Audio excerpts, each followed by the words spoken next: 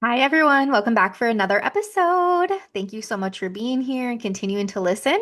I just have to give a shout out. I have been noticing that the downloads per week for the Owning Your Sexual Self podcast have been slowly but very intensively been gradually increasing, which is awesome. I opened up the one and we're over 1,000 downloads in 1 week, which for me, this little podcaster here, was quite a big jump. So I am just so excited. I want to thank everyone that continues to listen to the podcast. We're going on 5 years of podcasting. And actually, wait, are we going on year six? We're going on year six. Holy cow.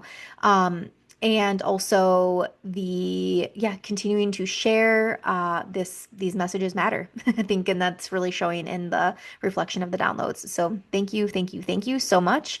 We have another great guest on the show today. So we have on Bergstrom, who is a queer somatic sexologist and a trauma specialist working with the sapphic community.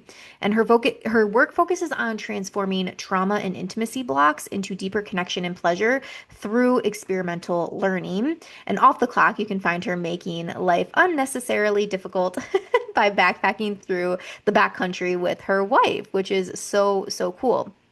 So, this conversation today, we are really going to focus and explore how religious trauma and purity culture shape our sexuality, intimacy, and relationships with our bodies in often in ways that we don't even realize. And so, we are going to unpack the sneaky ways that shame shows up, how to begin reimagining pleasure and connection after leaving dogma behind, and what true liberation and embodiment can look like for those healing from restrictive belief systems. So I'm really excited to welcome our guest and have her on the show today.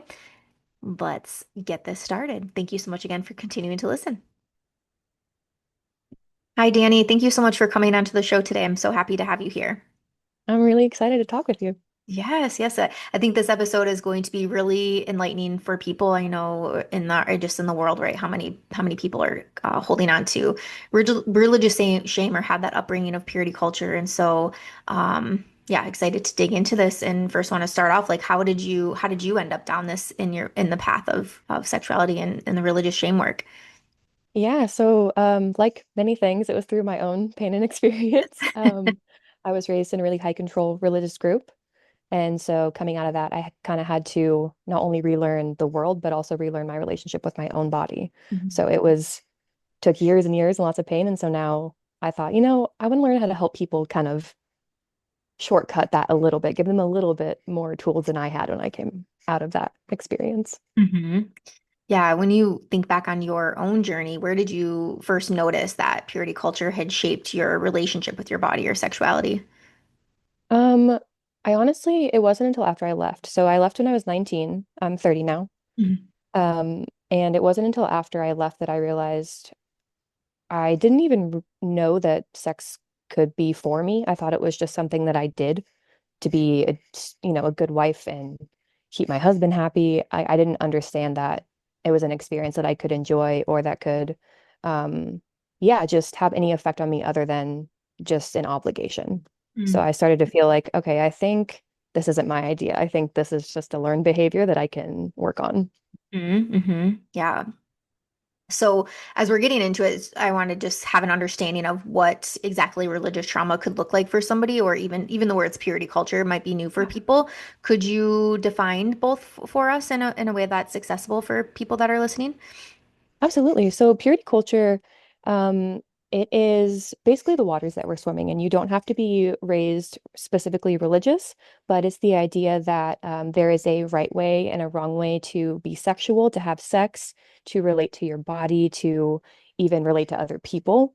So an idea that sex can also make you dirty. Certain types of sex are wrong. So it's really this idea that there's a right and a wrong way.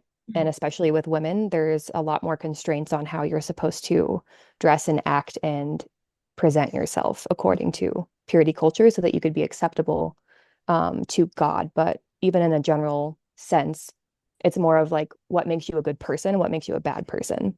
Mm-hmm. Mm-hmm. So that's kind of the lens that they give us. And religious trauma, the way that I experience, the way that I understand it, is it's really a disconnect from your own feeling of feeling vital and alive that comes from religion. So the way that you disconnect from your body, the way that you view your body, the experiences that you've had that make you just feel small, and there's a lot of fear. And I think any place where you feel like small, like you can't take up space because of some religious doctrine, there's probably some trauma there from the religious conditioning. Mm-hmm. Yeah, definitely, whether it be in the sexual space or not. Exactly. And how would you describe the lasting imprint that purity culture really leaves on somebody's body or even their nervous system? Yeah, so I think it shows up a lot as being afraid to take up space. So sexually and outside the bedroom, Hmm. that feeling of being able to relax in your body and being able to know what feels good to you and what you want, communicating what you want. Because with purity culture and religious dogma, we're taught to disconnect from the body and basically follow a leader.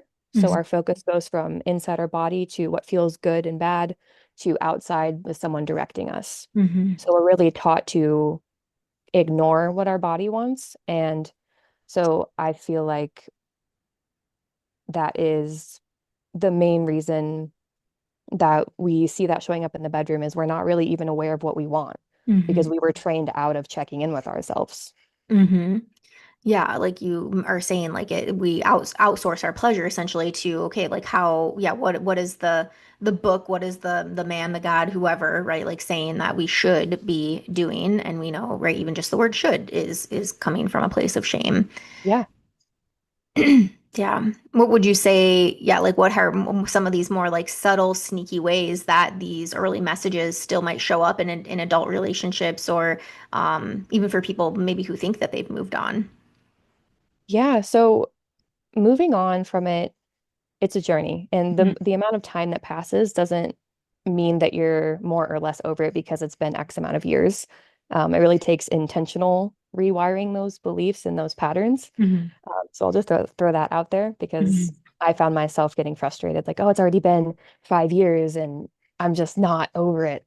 Yes. The amount of time doesn't matter when it Yes. comes to the nervous system and the Thank you body, for as I'm saying sure you that. know. Yeah. It's irrelevant. Yeah, there's no like Uh, one struggle. There's like no guide out there to no, healing, right? And like no timeline and yeah, another right like there should. You should be farther along. You should be over this by now. You should have new beliefs. It's like all yeah, just again, shame resonates in that word should.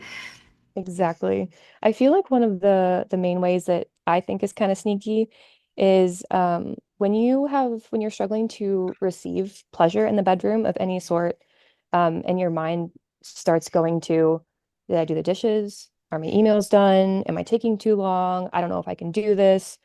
Um, Especially in the coming from a religious background, because there's this fear of taking up space that I notice in myself and in people that I work with. Hmm. Um, because when we learn that our pleasure is shameful, and then suddenly years, decades later, we're with someone, we're liberated from that dogma, and we're just supposed to know how to relax and to receive pleasure. Hmm. Why? Why would we know how to do that if we were never allowed to? Hmm.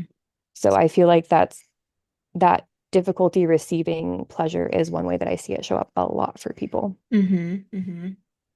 Yeah. And if we can move into then like shame and the body aspect, I'm sure that this also comes up a lot. You mentioned earlier, like that purity culture is, especially for women, looking a certain way, acting a certain way, dressing a certain way, to be, socially and I guess religiously accepted in that way.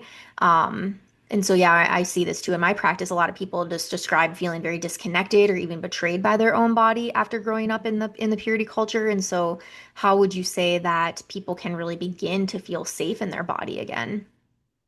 Yeah, so with anything healing in the sexual space, I always like to build the skills outside of a sexual context first, Hmm. because sex is often very emotionally charged for folks coming from religious backgrounds. So I like to focus on building their relationship to pleasure in general before we try to do anything with Hmm. Hmm. feeling differently in sex.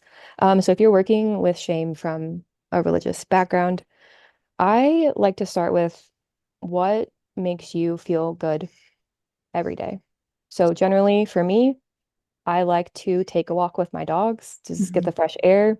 So start by with those smaller practices because it shows your body that my pleasure is important and it's okay for me to take time to do this because I Mm-hmm. feel like, at least for the doctrine that I received growing up, it was almost you didn't want to be prideful. So when you wanted to do something for yourself or like celebrate yourself or feel good, it was really frowned upon. It's like you're taking time away that you could be worshiping God to like worship yourself, quote unquote. Mm-hmm. So it was very like haughtiness was a Oof, big, yeah. big way to cut you down there. Yeah. It's like the don't be conceited, don't be Mhm. big-headed, don't be self-centered, like be humble, The be humbleness. yeah. Yeah. And then I think God, that just like we wonder where the people-pleasing mentality comes from people. It's like, yeah, those sorts of messages. Yeah. Okay, continue on, yes, because I could go. I feel like I was like getting on my milk carton, like ready to like take a stance on this because No, it just we need pisses to me take a off so stance. much. Yeah. Exactly.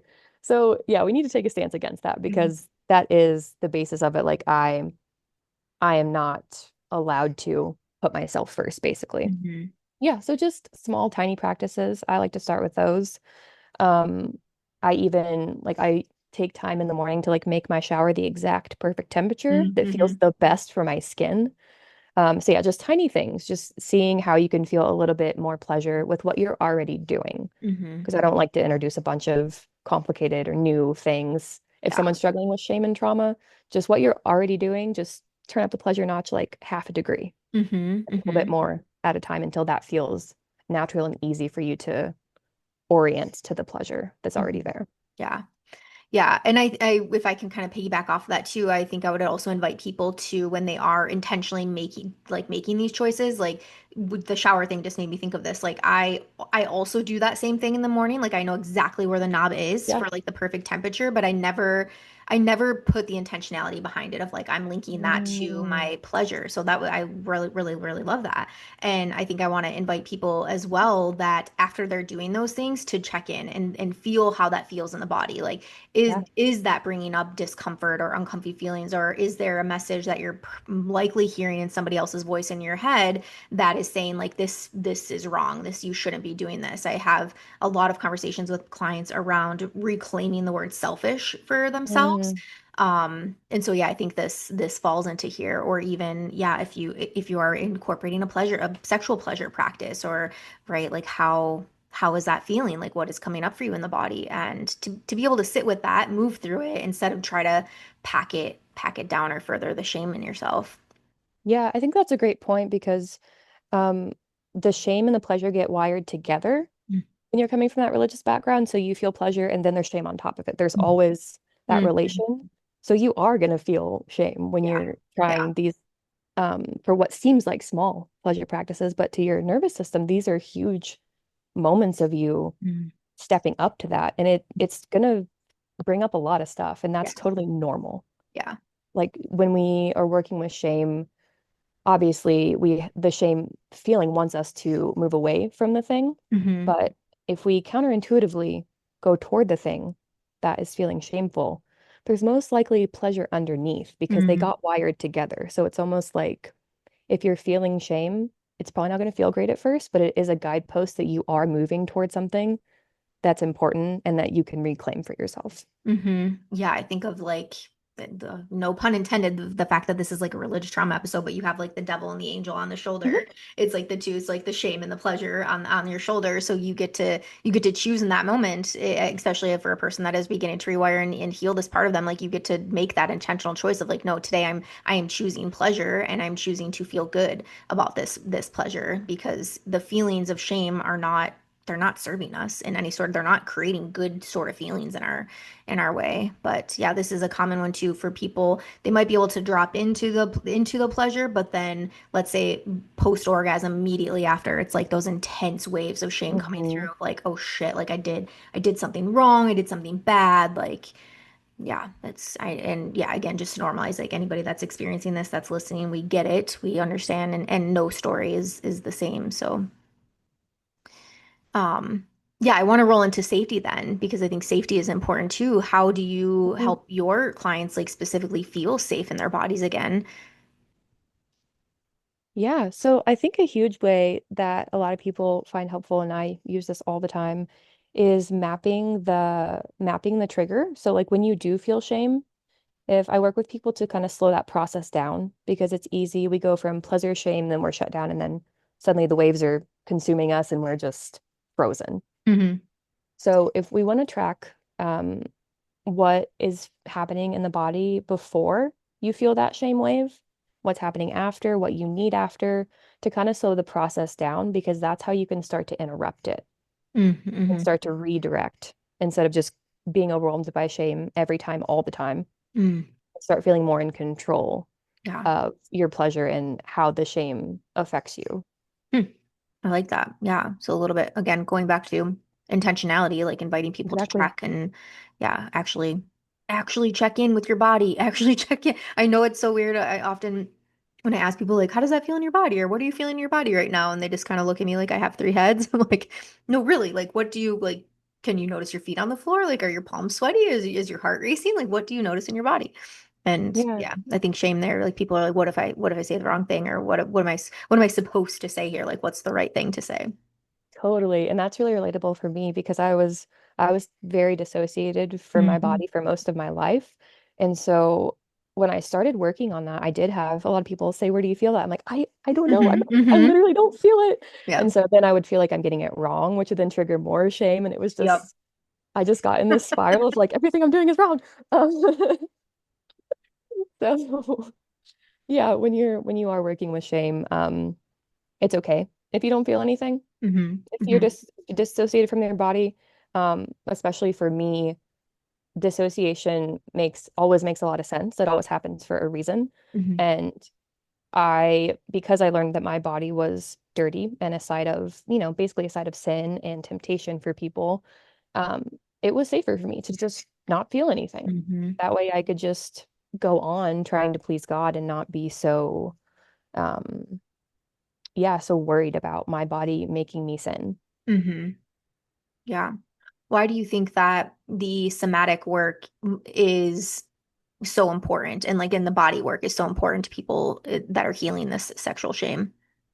Yeah, it's important. There are a couple reasons come to mind. Number one is because pleasure is in your body. It's Hmm. your senses. The way that you feel pleasure is by noticing how things impact your physicality Hmm. in the real world.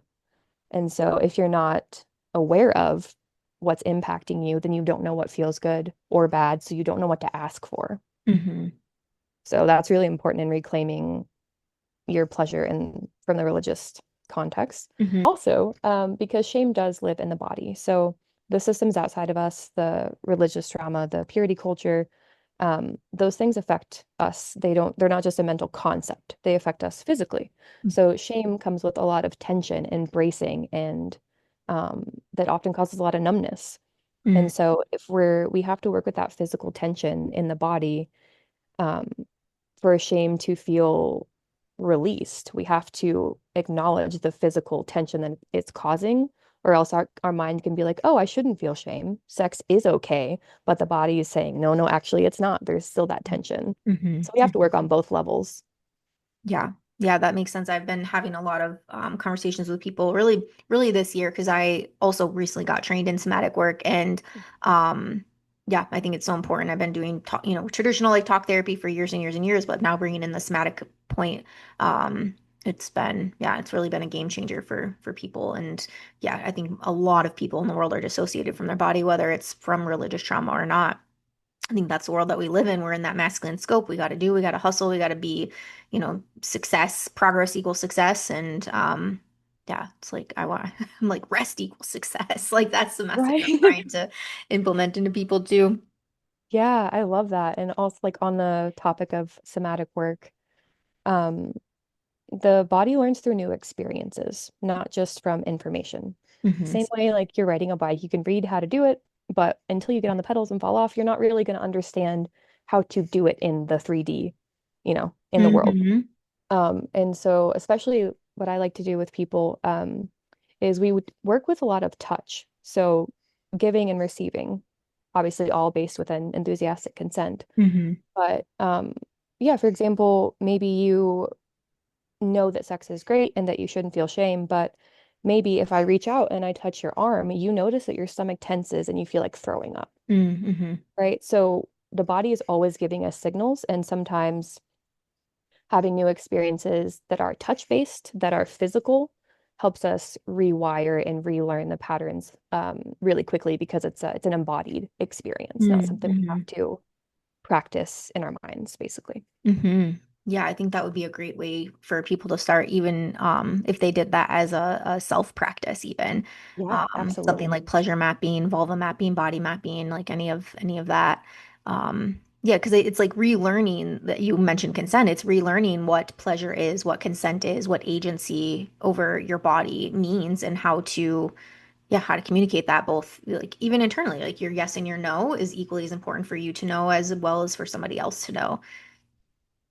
Yeah, and you have to relearn agency as a whole concept because with the religious dogma, at least in the high control group experience, I'm not talking about like the casual Sunday Hmm. goer, maybe didn't have Hmm. this experience, but you have to relearn what agency means because your agency is purposefully taken away.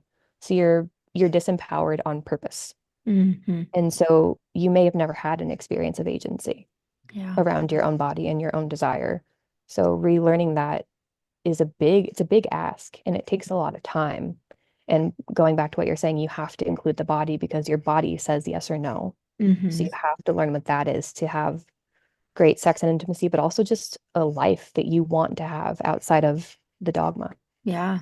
Yeah. And if we kind of push it a little bit farther in reclaiming fantasy, desire, play after dogma, like what does that even look like for a person?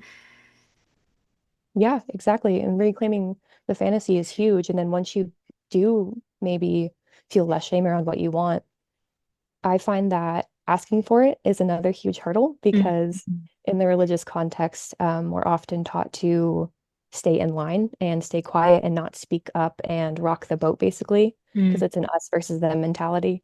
Yeah. Um, so in my experience, my in church, like there were things that you knew that you could talk about, and there were things that you knew that you do not bring up in the church Mm-hmm. group. Hmm. So I didn't have a lot of experience exercising my voice. And so in my partnership, asking for what I wanted, once I figured it out, which was huge, then the asking part was hard too, because I had Hmm. no experience speaking up for myself. Hmm. Yeah. How would you say, just from your own personal experience, again, like when you started to use your voice, how was that received by the people that you were sharing with? Sometimes it was received like, oh, thank you. Like Hmm. that's awesome. Like I had no idea. And with other people, it was like, well, you never wanted that before. Why do you suddenly want it now? Hmm. So it's not always going to be received the way that you may want. Yeah. But that's also part of it because that also shows you the type of person that you're with. And if Hmm. they care to learn more about you and what you want and what your needs are evolving to, because we Hmm. all change what we want over time. Hmm. Right. Yes. Another reminder that our sexuality and desires and all of it is so fluid and will likely change over time. Yeah. Um, so yeah, that kind of brings me to the point of curiosity. It sounds like curiosity could be a really big role in just the theme of in sexual healing for people, especially in the religious theme. Would you, in this, I'm going off script here. This is a little bit of a rogue question, but for people Perfect. that are so they identified that there's some purity culture been happening. I almost feels like there's like this awakening, like there's this aha moment for people that they're like, oh shit, like this has been happening. Like there is another side essentially to the world. Would you say that in your experience, most people then leave religion altogether, or would they go to follow a different religion or a different practice of some sort? This is more of I'm just very curious about that.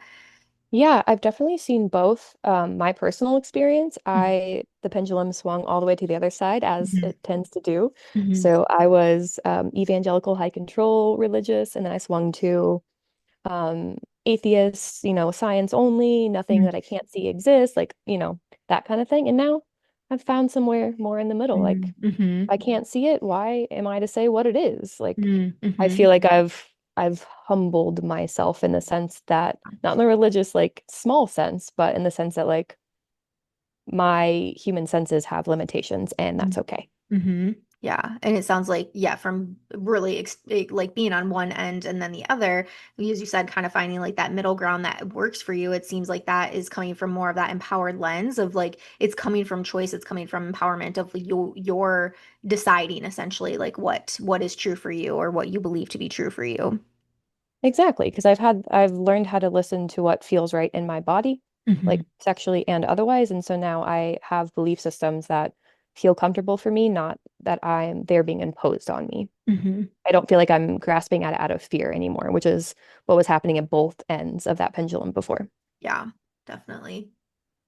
And so you're sharing here in your message that that pleasure is really this political and healing act essentially. Um, what do you feel like that means to you in the context of religious trauma? Yeah, I feel like the importance of pleasure, I always like to tell people like it is about sex and it's also about other things too. It's also bigger Hmm. than sex. It's Hmm. both. Hmm. Because when you know what feels good in your body, like we were talking about, your body's yes and no, this feels pleasurable, this feels not great, Hmm. you're less easy to control. Hmm. And so coming from this high control group, obviously their purpose was to control me. And it was easy to be controlled because I was outsourcing my my yes and my no and my guidance. I wasn't turning to myself. So once you know what feels good within yourself, you are less likely to be controlled, whether it's by religion or some people doing some whack stuff in your relationship. You're going Hmm. to be able to feel like, oh, this actually feels bad, and I need Hmm. to investigate what's feeling off about this. Yeah. Yeah, and as you started to connect with yourself more sexually and be more like in tune with body and whatnot, what I'm curious, just the way that you move through the world, like what were some other things that you noticed in yourself? Sorry, are you meaning sexually or outside sex or both? Both. Yeah, but I would say both. Okay, Yeah. cool.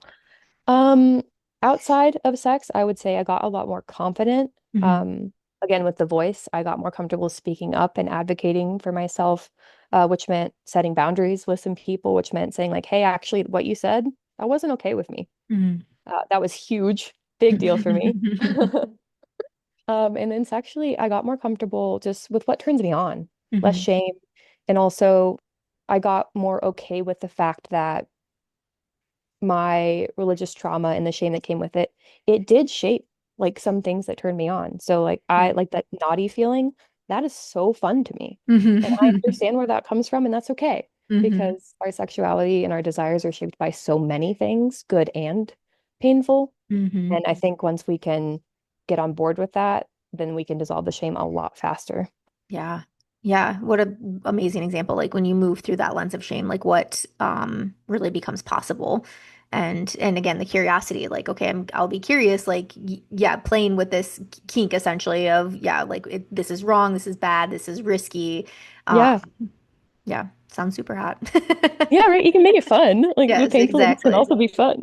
Exactly. It's like Yeah. having sex in your parents' bedroom or, something like that. Like, Yeah, exactly. Or I see a lot of people like to play like the church parking lot type thing. hmm. Yeah. Hmm. Yeah. You can get creative with all the different scenarios you can Oh yeah. make up. Super fun. So yeah, as we're getting to the near the end here, for someone that's listening that might be feeling like they're stuck in the shame or fear, what is one gentle step that you might give for them that helps them work more towards this place of healing their relationship with sex or with their body?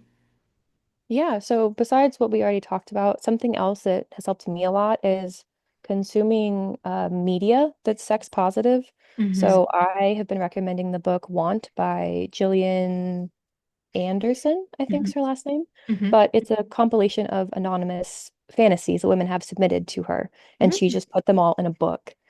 Um, and so reading other people just talk about what they want so openly, Yeah. even through a book, is an experience for me and my nervous system that, oh, this is not as weird and crazy as I thought if everyone Hmm. else is Hmm. doing it. It's Yeah. kind of like using the peer pressure, but in a positive way. Like, oh, if everyone else in this book is okay with it, then like it would be okay if I was okay with it too. Hmm. Yeah. Oh, that's fun. I have not heard of that one. I'll have to add that. We'll link it in the show notes for people. Yeah. Um, yeah, I'll have to add that to my Amazon cart. Yeah. And it can give you ideas too. And you think, Hmm. oh, I never thought about that. So Yeah.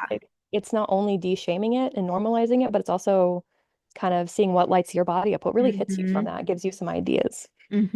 Yeah, this is where I like romance novels or smut books that I Yep. think come into play with for people too. And I try to, yeah, I work a lot with people in that because I think that can also bring up some shame or some questioning in our own relationships of like, Mhm. why doesn't my partner do this? Or why don't I feel the same as these book characters are? Reminder, it is a, it is a book, right? Like it is not real in a sense, but yeah, using the acts of sexuality that are happening in these spaces to be able to recreate in relationships, I think is, yeah, it just also can be super fun, especially for the people Yeah. that are in the, I guess, essentially a lie that they tell themselves is I'm not creative or I don't know what I want. It's like, no, you do. It's just a matter of like allowing yourself to go there. Yeah, you just sometimes also just need a menu. Mm-hmm. Mm-hmm. Just having it right in front of you to Yes. pick from makes it a lot I easier. like that. Yes, a menu. Wonderful. And you have a quiz actually that we're going to link for people that are listening that they can, well, yeah, tell us a little bit more about what the quiz is and why they might want to take it.